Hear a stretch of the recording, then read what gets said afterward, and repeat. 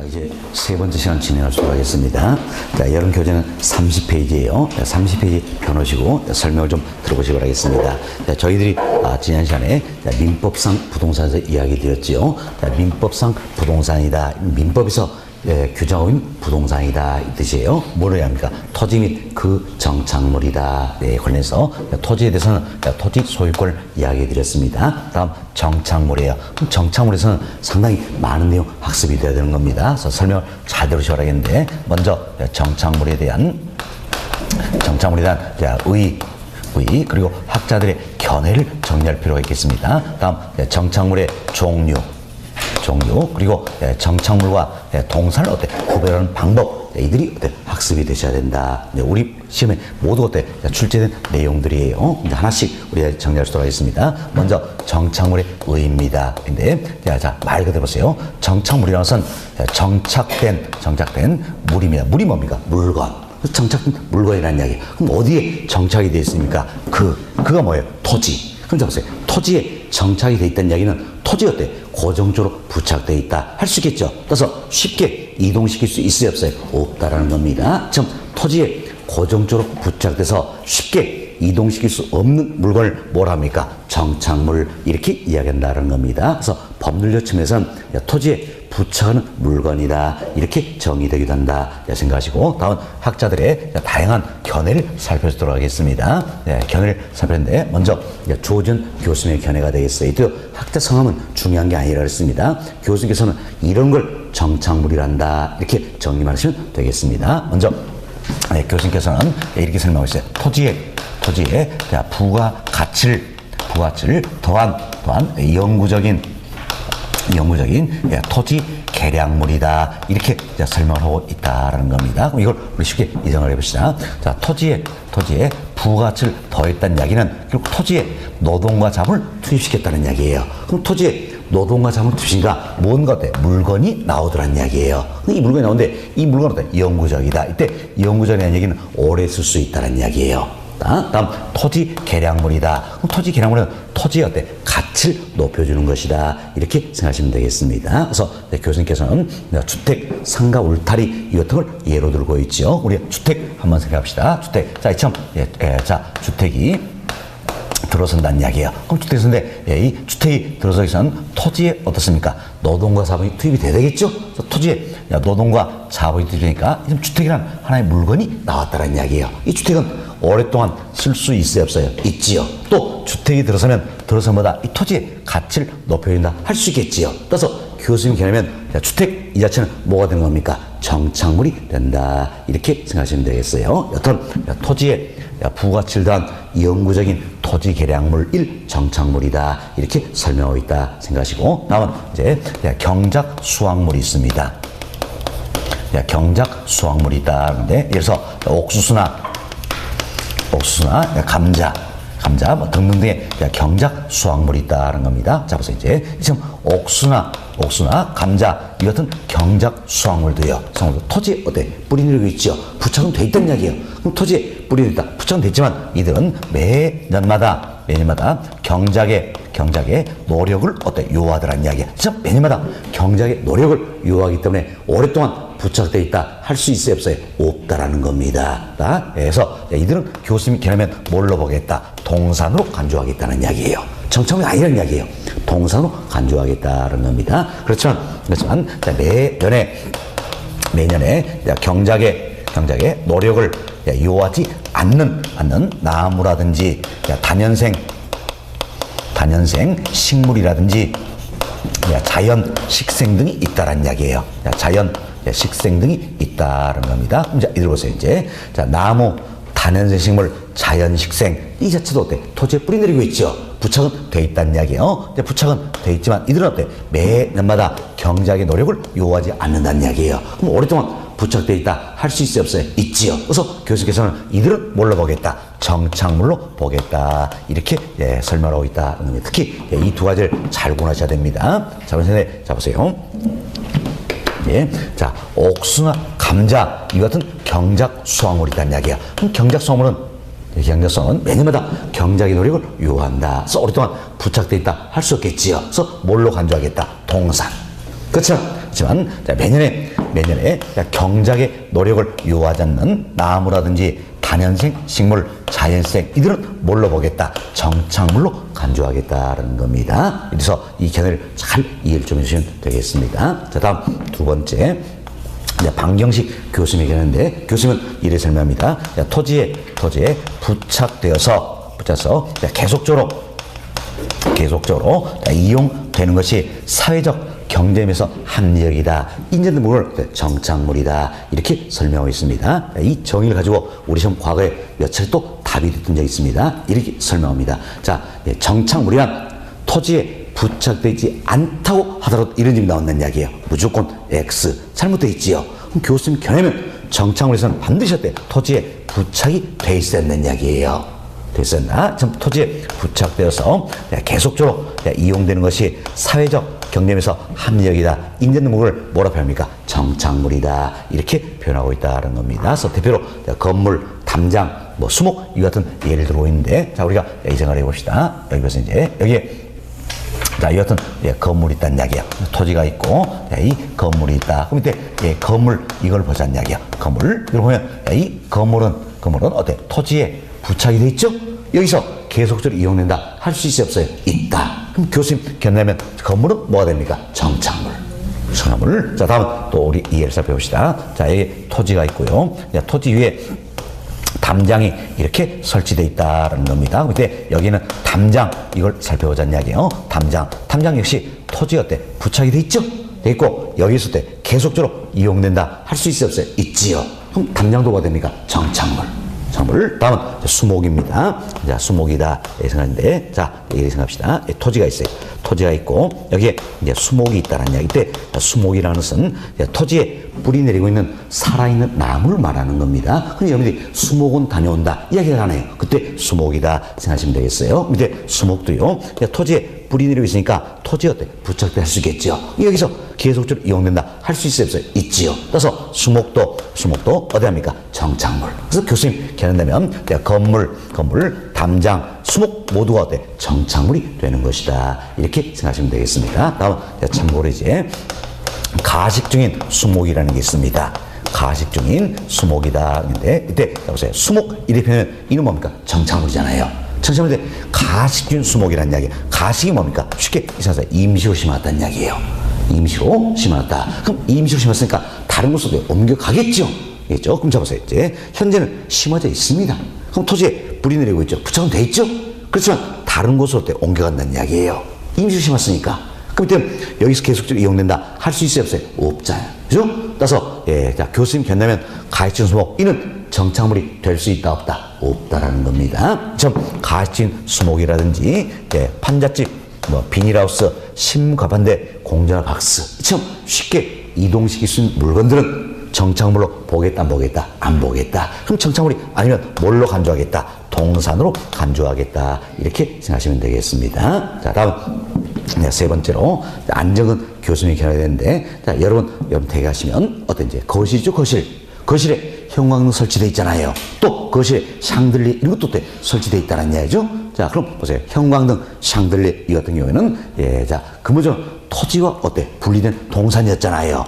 동산에서. 그렇지만 토지나 건물에 부착됨으로써 부동산의 일부가 되어버렸다. 할 수 있겠죠. 이 같은 물건을 교수님께서는 자, 정착물이다. 이렇게 표현하고 있다. 생각하시면 되겠습니다. 자, 이렇게 해서 저희들이 이제 정착물의 의 그리고 학자들의 다양한 견해에 대해서 살펴드렸습니다. 이런 정도 이해가 좀 되시면 되겠습니다. 다음은 정착물의 종류입니다.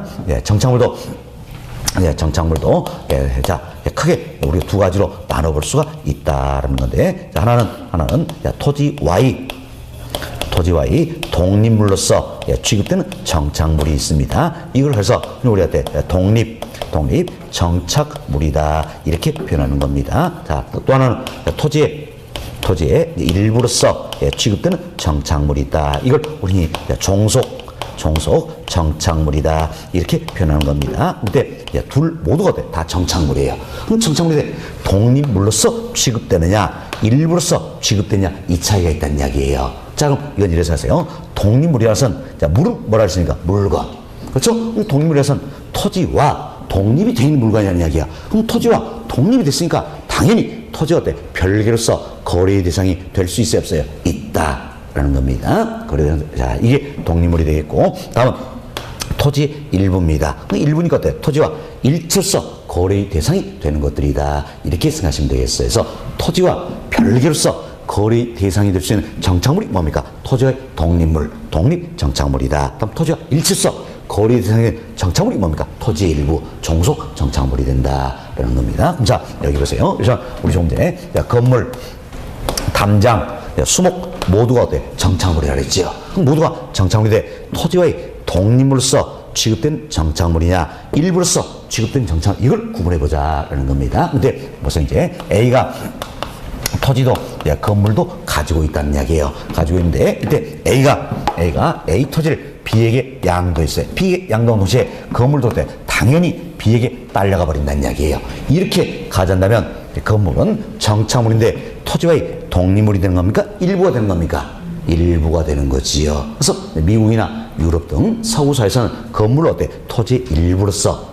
바라보고 있다는 이야기예요. 그래서 미국 가서 땅 사면 어떻습니까? 당연히 건물까지 한꺼번에 사는 셈이 된다는 겁니다. 그렇지만 우리나라는 예외가 되는 겁니다. 우리나라는 입장이 달라요. 우리나라는 A가 토지는 그대로 가지고 있어서 건물만 B에게 양도할 수 있어요, 없어요? 있다. 이게 우리나라라는 이야기예요. 그럼 우리나라는 건물은 정착물인데 토지와 별개로서 거래의 대상이 될 수 있어요, 없어요? 있다란 이야기지요. 있다. 그래서 우리나라에서 토지와의 독립물로서 취급되는 대표적인 정착물이 뭐가 있습니까? 건물이 있다. 이렇게 생각하시면 되겠어요. 그래서 우리나라에서는 건물은 토지와 어때? 독립물로서 취급되는 정착물이 된다는 겁니다. 따라서 우리나라 경우에는 경우에 따라서는 토지 소유자와 건물 소유자가 이처럼 경우에 따라서는 다를 수도 있다는 이야기예요.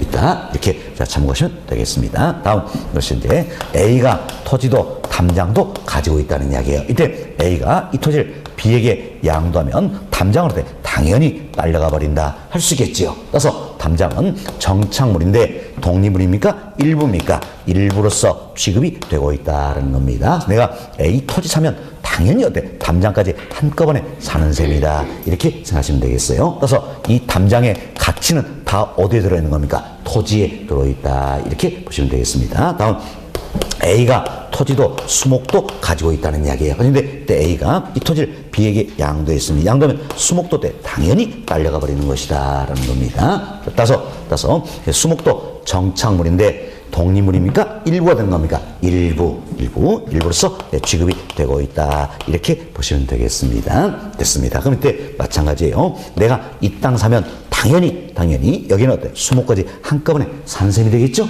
수목의 가치는 다 어디에 들어있습니까? 토지에 들어있다. 이렇게 생각하시면 되겠어요. 자, 이래서 저희는 이제 세 가지 예를 들어서 말씀드렸습니다. 자, 건물, 담장, 수목 모두가 어때? 정착물이에요. 정착물인데 이때 건물은 토지와의 독립물로서 취급되는 독립정착물이 되겠고, 담장과 수목은 토지의 일부로서 취급되는 종속정착물이 된다. 이렇게 생각하시면 되겠습니다. 그래서 우리나라에서 가장 대표적인 독립정착물 뭐가 있습니까? 건물. 그리고 이외에도 우리나라에서 처음 토지와의 독립물로서 취급되는 독립정착물 몇 가지가 더 있습니다. 이걸 이해하셔야 되겠는데, 자, 먼저 소유권, 자, 보존 등기된 임목, 이와 같은 경우에도 독립물로서 취급이 됩니다. 다음은 명인 방법을 갖췄을 때 한해서, 수목의 집단이라든지 미분리 과실, 자, 이도 어떤 독립물로 취급이 된다는 이야기예요. 자, 여기 보세요. 자, 수목의 집단이다, 미분리 과실이다. 이렇게만 표현된다면 이들은 어디에 합니까? 토지 일부가 돼버릴 겁니다. 그렇지만 이 같은 수목의 집단이나 미분리 과실이 명인 방법을 갖췄을 때, 이때 한해서는 뭐가 된 겁니까? 독립물이 된다. 독립정착물이 된다. 이렇게 잘 이해하셔야 되는 겁니다. 자, 다시 보세요. 자, 수목의 집단이나 미분리 과실이다. 이렇게만 표현되면 뭐가 되는 겁니까? 토지 일부가 돼버릴 겁니다. 그렇지만 이 자체가 명인 방법을 갖췄을 때 한해서만큼 뭐가 되는 겁니까? 독립물로서 취급된다. 독립정착물이 된다. 이렇게 보시면 되겠습니다. 자, 다음은 이제 권원에 의해서 타인의 토지에서 재배되고 있는 농작물이 있다는 이야기예요. 농작물 이도 판례에 의해서 독립물로서 취급되는 독립정착물이 된다는 겁니다. 그래서 뭐 기타 등지만 이런 정도만 이해하시면 되겠습니다. 그래서 우리가 토지와의 독립으로 취급되는 독립정착물, 우리나라에 가장 대표적인 건 뭐가 있다? 건물. 이외에도 소유권 보존되게 된 인목이라든지 수목의 집단이나 미분리 과실이 명의만물 갖춘 용, 다음 권원회에서 타인의 토지에 배운 농작물, 이것들이 바로 독립정착물, 여기에 해당되는 것들이다. 이렇게 이해하시면 되겠습니다. 됐습니다. 자, 다음 이제 정착물 종류 다 말씀드렸고, 다음 정착물과 동산을 구별하는 방법들이 있다는 겁니다. 몇 가지인데 이 부분 설명을 좀 드리도록 하겠습니다. 자, 여기 보세요. 자, 먼저 건물에 부착된 물건들이 여러 가지가 있다는 이야기예요. 자, 이 건물에도 형광등 부착되어 있잖아요. 이 건물에 부착된 물건들이 여러 가지가 있더라. 이걸 제거한다는 이야기예요. 제거했을 때 건물에 부착된 물건을 제거했을 때 물리적 측면에서 손상을 초래한다는 이야기예요. 자, 쉽게 이해하자는 이야기예요. 물리적 측면에서 손상 초래한다는 건 흠 생긴다. 이렇게 생각하세요. 흠 생긴다. 그럼 이때는 뭘로 볼 것인가? 정착물로 보겠다라는 겁니다. 정착물. 그렇지만 건물에 부착된 물을 제거했을 때 물리적 측면에 자처럼 물리적 측면에 손상 없이 제거할 수가 있다라는 이야기야. 이땐 뭘로 보겠다? 동산. 결국 건물에 부착된 물건을 제거시켰을 때, 자, 물리적 손상을 취한다. 흠 생기면 정착물. 자, 물리적 손상입니다. 흠 안 생긴다. 이땐 뭡니까? 동산. 그렇지만 여기는 예외가 있습니다. 근데 잠시만요. 물리적 측면에 손상 없이 제거가 가능하더라도, 그렇죠? 물리적 측면에 손상 없이 제거가 가능하더라도 효용적 측면에 또는 기능적 측면에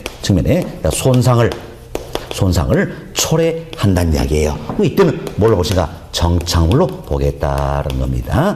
정착물로 보겠다. 이렇게 생각하시면 되겠습니다. 결국은 건물에 부착된 물건을 제거했을 때 물리적 측면에 손상을 초래하거나 효용적 측면에 손상을 초래하면 뭐가 되는 겁니까? 정착물. 그럼 동산이 되기 위해서는 건물에 부착된 물을 제거했을 때 물리적 측면뿐만이 아니라 효용적 측면에서 손상이 없어야 된다는 이야기예요. 없어진다. 이렇게 이해하시면 되겠습니다. 자, 그럼 우리가 이제 예를 한번 들어보겠습니다. 그런데 자, 보세요. 이제 이 학원 건물에 형광등이 설치되어 있다는 이야기예요. 설치다. 자, 학원을 잘 보시면 형광등 갓이 씌워져 있지요. 씌워져 있고 이 안에 형광등이 이렇게 설치되어 있다는 이야기예요. 이때 이 형광등 이것만 떼어낸다. 지금 이 갓 이걸 이야기하는 거 아니에요. 형광등 이것만 떼어낸다는 이야기예요. 그럼 형광등 이것만 떼면 건물에 흠 생겨 안 생겨요? 안 생기잖아요. 안 생기죠. 그럼 물리층에 손상 없이 제거할 수 있다는 이야기예요. 그렇지만 형광등을 떼어내버리면 우리가 여기 앉아서 공부하는데 방해를 받잖아요. 그럼 학원 건물로서 제 효용을 다한다. 할 수 있어요, 없어요? 없다라는 겁니다. 결국 물리적 측면에 손상 없이 제거할 수는 있지만 효용적 측면에 손상을 초래하는 거지요. 초래하는 거죠. 그럼 학원 건물엔 형광등, 이건 결국 뭐가 되는 겁니까? 정착물이 되는 겁니다. 정착물 이렇게 생각하시면 다음 또 이제 여러분이 쉬는 시간에 화장실 가실 거예요. 그럼 화장실 가보시면 자, 이처럼 수도꼭지 여기에 수도꼭지 있죠? 수도꼭지 이것만 떼어낸다는 이야기예요. 그럼 수도꼭지 이것만 떼어냈을 때 건물에 흠 생겨 안 생겨요? 안 생기지요.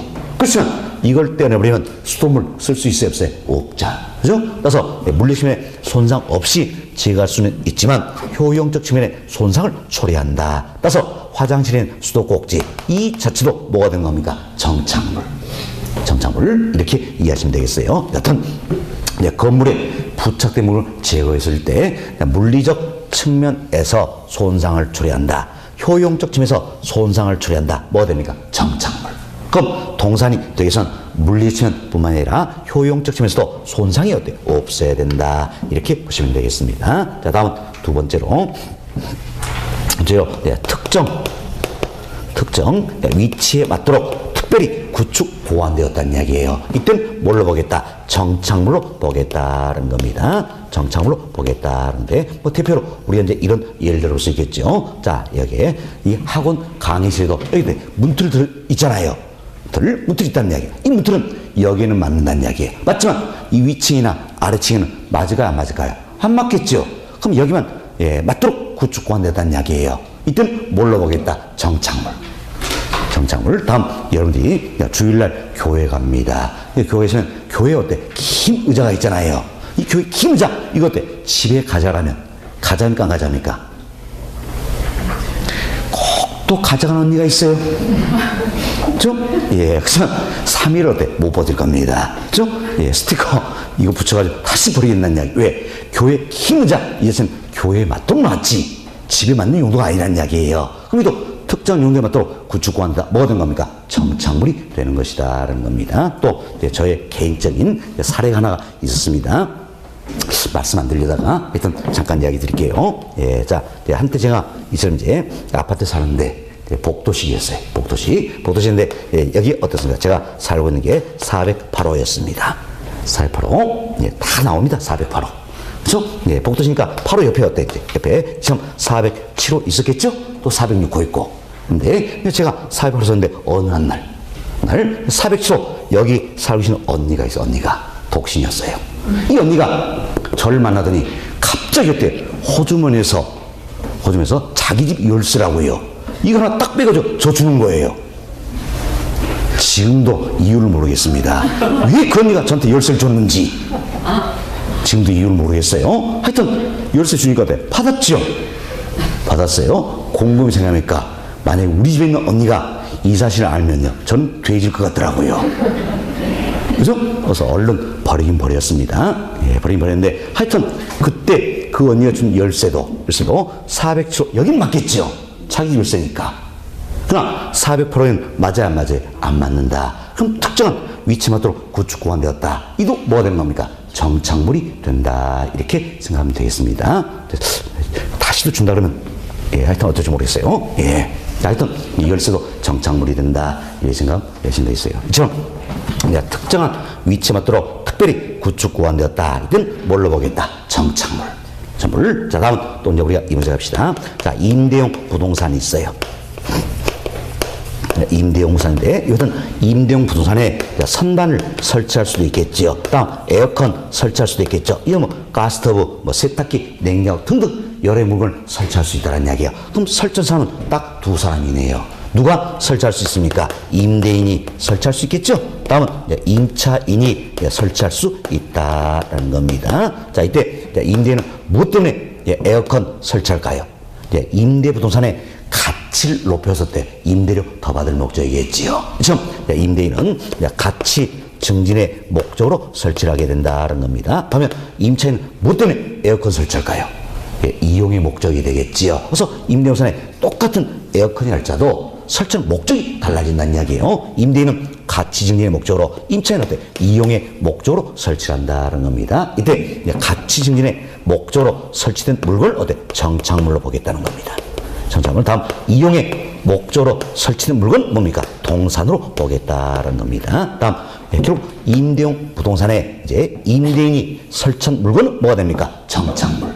다음 임차인이 설치한 물건 뭐가 됩니까? 동산. 이렇게 구별된다는 겁니다. 다음 여기서 이제 자, 용어 정리합시다. 이처럼 임대용 부동산에 임대인이 가치 증진의 목적 설치한 여러 가지 물건들이 있더라는 이야기예요. 이걸 그래서 우리가 뭐라 표현하냐? 임대인 정착물이다 이렇게 이야기합니다.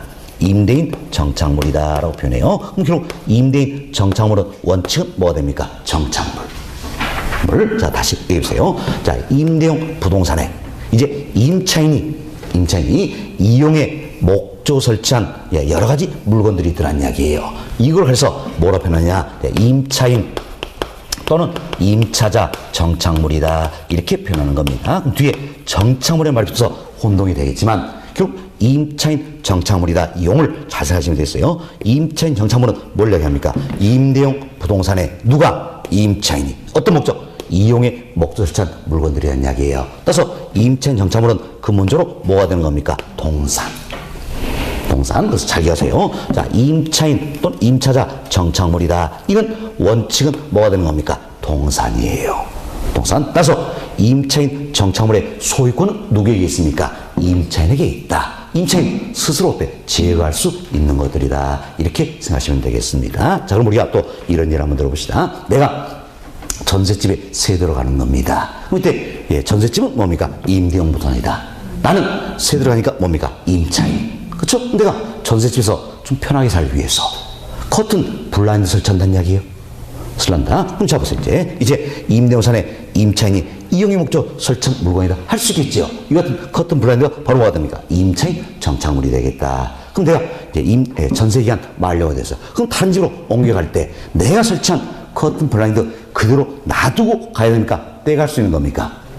떼갈 수 있잖아요. 어떻습니까? 바로 지금 임차인 정착물은 원칙은 동산이기 때문이다. 소유권 누구에게 있다? 임차인에게 있다. 그래서 임차인 스스로 제거할 수 있기 때문이다. 이렇게 생각하시면 되겠습니다. 자, 이렇게 해서 저희들이 이제 동산과 정착물 어때? 구분하는 방법 여기까지 다 말씀드렸습니다. 정착물은 이런 정도가 우리 시험에 어때? 그동안 출제했던 내용들이에요. 그래서 이만큼은 정리가 되셔야 된다 생각하고 정착물에서 오늘 우리 학자들의 견해 설명을 드렸고 종류 그리고 동산과 구분하는 방법 여기까지 다 말씀을 드렸습니다. 일단 여기까지 이야기 드리고 여러분 교재 잠깐 살펴드립니다. 살펴드리는데 자 30페이지 보세요.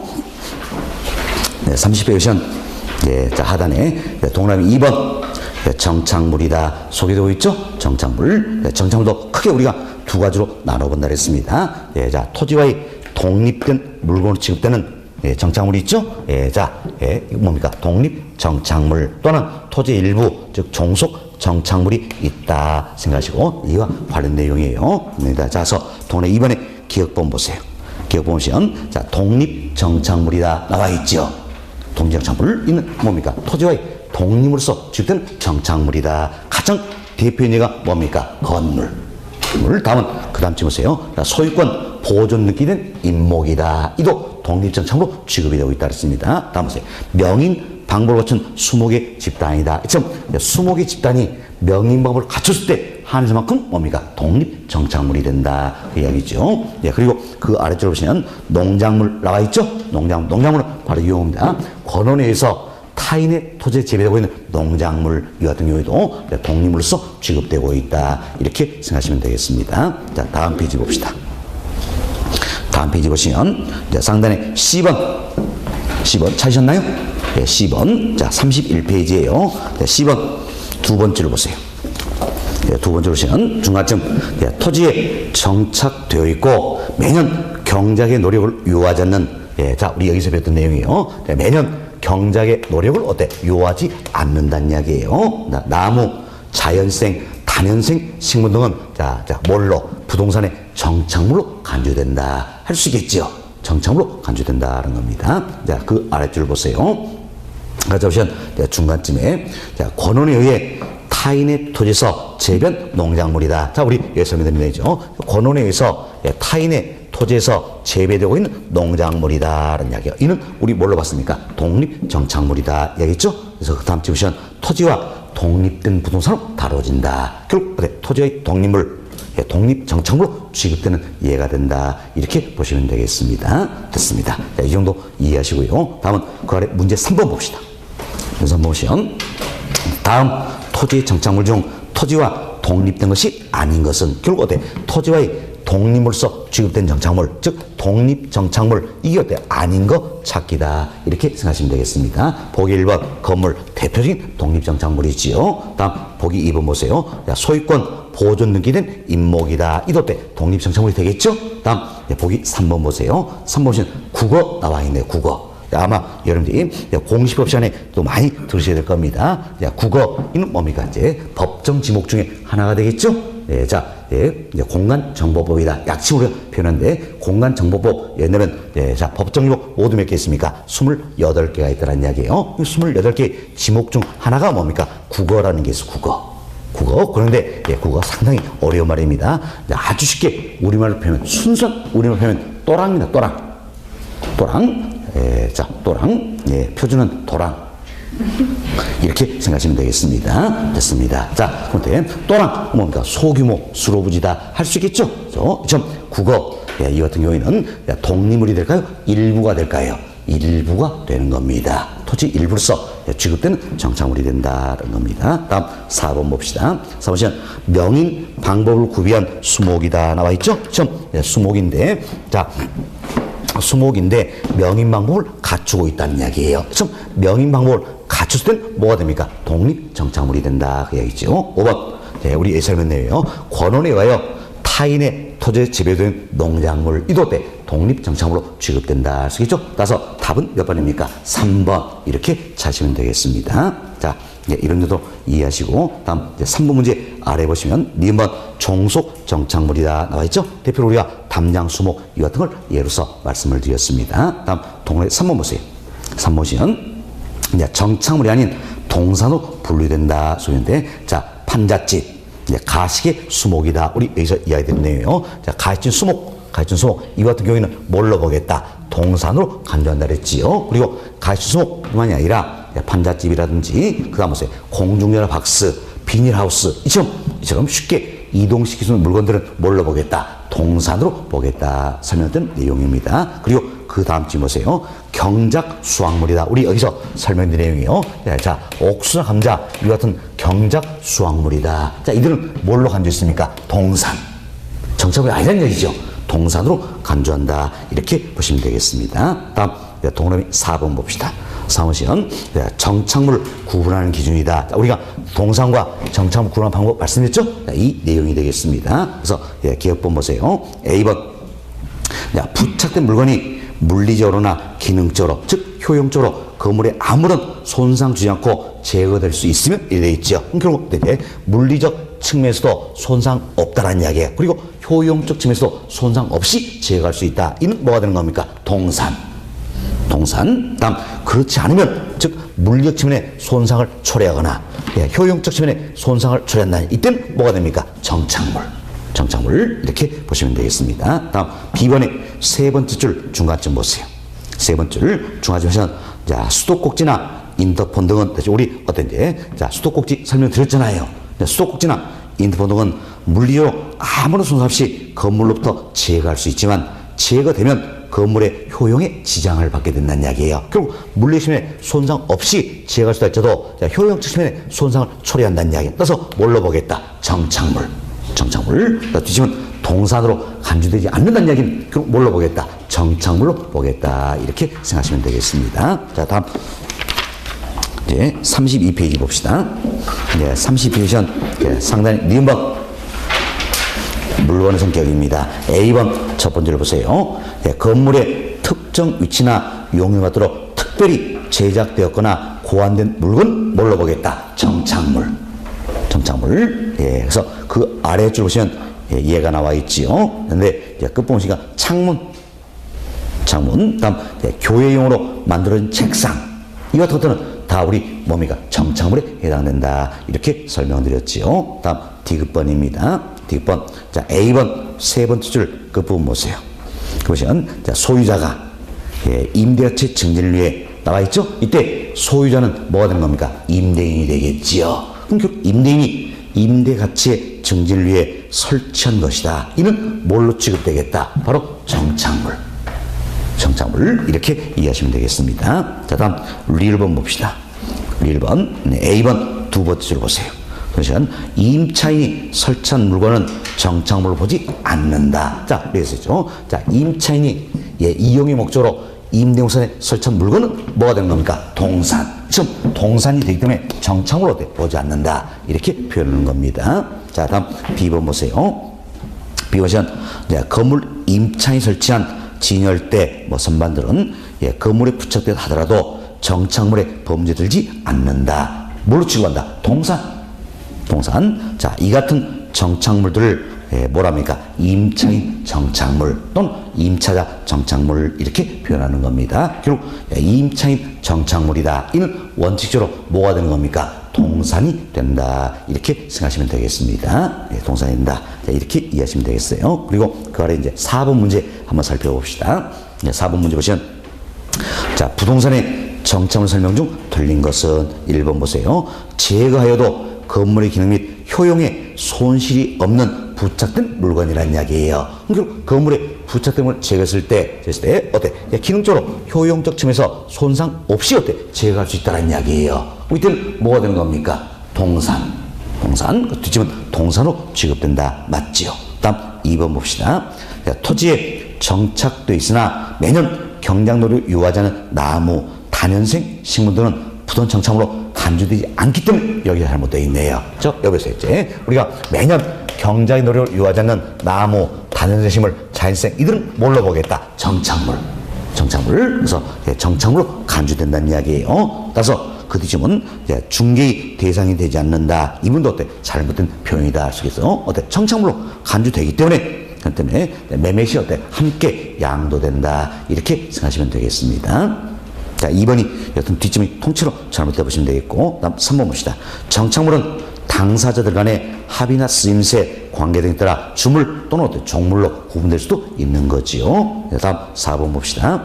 자, 정착물은 사회 경제적 면에서 토지에 부착되어 계속적으로 이용된다고 인정된 물건이다. 그래서 우리가 교수님의 정의 말씀했죠. 토지에 반드시 어때? 부착이 된다는 이야기예요. 그래서 계속적으로 이용된다. 사회적 경제에서 합의적 인정물은 뭡니까? 정착물이란다. 그래서 맞는 표현이 되겠지요. 5번 봅시다. 정착물은 토지와 서로 다른 부동산과 간주되는 과 토지의 일부로 간주해서 나눌 수 있다. 이게 바로 이 내용이죠. 정착물 어때? 토지와의 독립으로서 취급된 정착물과 토지의 일부로서 취급된 정착물로 구분해 볼 수 있어요, 없어요? 있다. 그 이야기죠. 이제 맞는 점이 되겠습니다. 따라서 틀린 건 몇 번이 됩니까? 2번. 이렇게 답으로 보시면 되겠습니다. 자, 이렇게 해서 저희들이 이제 정착물에 대해서 정착물에서 우리 교육단에서 한 번 더 반복습을 해드렸습니다. 자, 여기 보세요. 우리가 민법상 부동산이다. 그런데 이는 뭘 얘기합니까? 토지 및 그 정착물 말한다. 이때 정착물의 가장 대표 예가 바로 뭡니까? 건물이다. 할 수 있겠지요. 건물이다. 그럼 이처럼 토지나 건물 이 같은 부동산도 내 것임을 다른 사람에게 알릴 필요가 있어요, 없어요? 있죠. 지금 내 것임을 다른 사람에게 알려야 된다. 이 같은 원칙을 가려서 우리가 공시의 원칙이다. 이렇게 이야기합니다. 공시 원칙. 공시 이게 뭡니까? 알려야 된다. 그죠? 그럼 자, 토지나 건물, 부동산도 공시 원칙 적용이 되겠지요. 다음 동산도 내 것임을 다른 사람에게 알릴 필요가 있어요, 없어요? 있죠.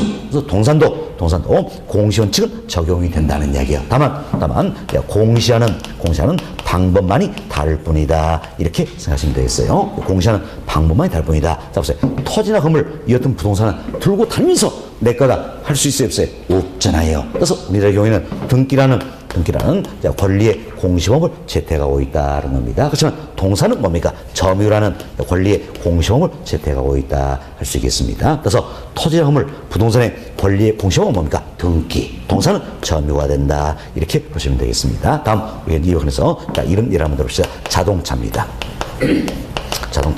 자동차는 민법에 의하면 민법 여기에 의하면 자, 부동산입니까? 동산입니까?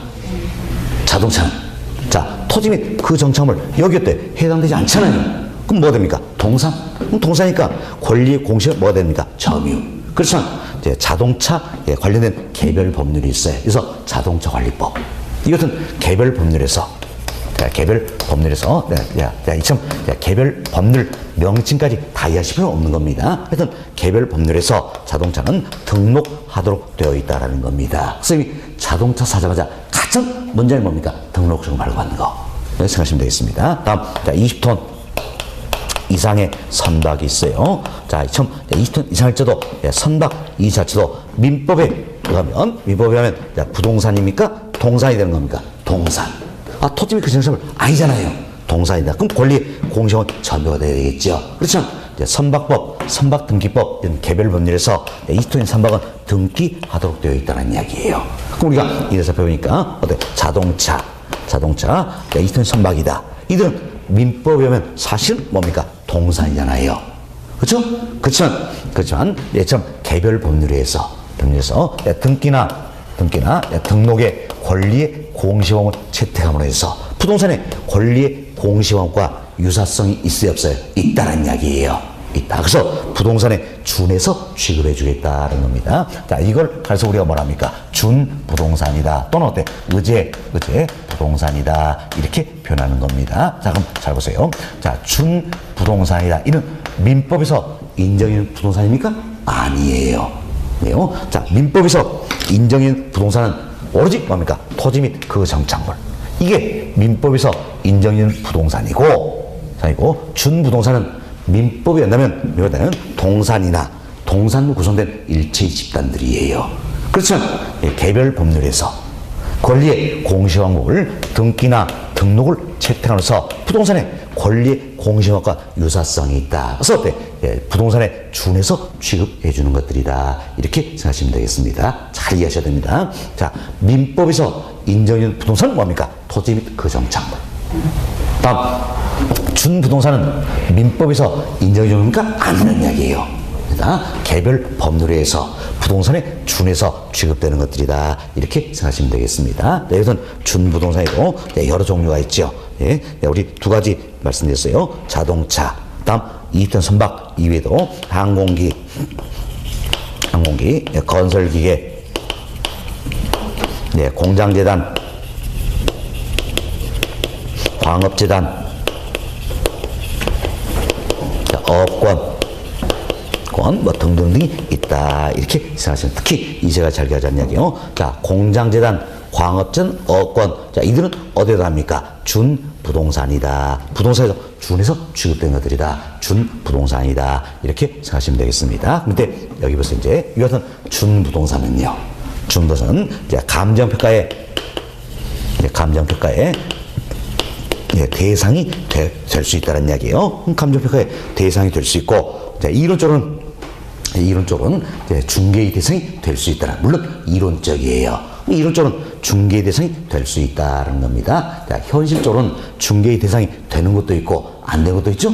이론적으로는 중개의 대상이 될 수 있다. 이렇게 참고하시면 되겠습니다. 근데 여기 보세요. 이제 여기는 토지 및 그 정착물이다. 즉 민법상 부동산 이것만 가리켜서 우리가 뭐라 표현했는가? 바로 협의의 부동산이다. 이렇게 이야기하는 겁니다. 협의의 부동산, 좁은 의미 부동산이 되어 있죠. 그리고 여기 이제 준부동산 여기까지 포함하면 넓은 의미겠죠. 광의의 부동산이다. 이렇게 표현되는 겁니다. 그럼 자 보세요. 이제 협의의 부동산은 결국 민법 관련되어 있지요. 다음 준부동산은 개별 법률 관련된다. 모두가 법과 관련된다. 할 수 있겠죠. 자, 이런 의미에서 자, 협의의 부동산이다. 다음 광의의 부동산이다. 이들은 다 어디에 합니까? 법률적 개념의 부동산이 된다. 이렇게 생각하시면 되겠습니다. 다음 여기 보시죠. 이제 준부동산은요. 준부동산은 자, 협의의 부동산에 속합니까? 광의 부동산 속할까요? 광의 부동산이다. 할 수 있겠죠. 그래서 준부동산은 광의 부동산에 속한다는 이야기예요. 참 광의에 속하기 때문에 준부동산 뭡니까? 법률적 개념이 된다. 이렇게 보시면 되겠어요. 그래서 세 가지 잘 이해하죠. 자, 공장재단, 광업재단, 업권. 자, 이들은 준부동산이죠. 그래서 광의의 부동산 속한다. 법률적 개념이 된다. 이렇게 생각하시면 되겠습니다. 자, 이렇게 해서 저희 이제 법률 개념도 다 말씀드렸습니다. 지금까지 저희들은 이제 복합 개념에 입각해서 그래서 물리적 개념의 부동산, 경제적 개념의 부동산, 법률적 개념의 부동산이다. 이분들 다 설명드렸습니다. 자, 그럼 여기서 이제 하나 퀴즈 하나 드립니다. 퀴즈 드리는데, 자, 우리가 흔히 이야기하는 부동산이 있지요. 우리 흔히 이야기하는 부동산은 결국 뭡니까? 토지 건물이잖아요. 그럼 토지 건물은 자, 물리적 개념의 부동산입니까? 경제적 개념의 부동산입니까? 예, 법률적 개념의 부동산이에요. 예, 자, 법률적, 아예 이야기 안 드렸잖아요. 저 법률적 개념이다. 자, 여기 보세요. 우리가 자, 민법상 부동산이다. 즉, 협의의 부동산. 이게 뭡니까? 토지 및 그 정착물이잖아요. 그럼 정착물의 가장 대표적인 뭡니까? 건물. 그럼 우리가 흔히 이야기하는 토지, 건물 이 같은 경우는 결국 뭡니까? 협의의 부동산. 이걸 뜻하는 거예요. 따라서 협의의 부동산이니까 당연히 뭡니까? 법률적 개념이다. 이렇게 생각하시면 되겠습니다. 어때? 이해하시겠죠? 그래서 조금 조심하시면 되겠습니다. 자, 이래서 저희는 이제 복합 개념의 부동산이다. 다 말씀을 드렸고, 다음 이와 구분될 용어가 하나가 있습니다. 바로 복합 복합 부동산이다. 이 표현이 되겠습니다. 복합 부동산이다. 네, 이거 쉽게 이해하세요. 부동산이 복합되어 있다. 겁니다. 자, 그럼 우리가 생각합시다. 여기에 토지가 있어요.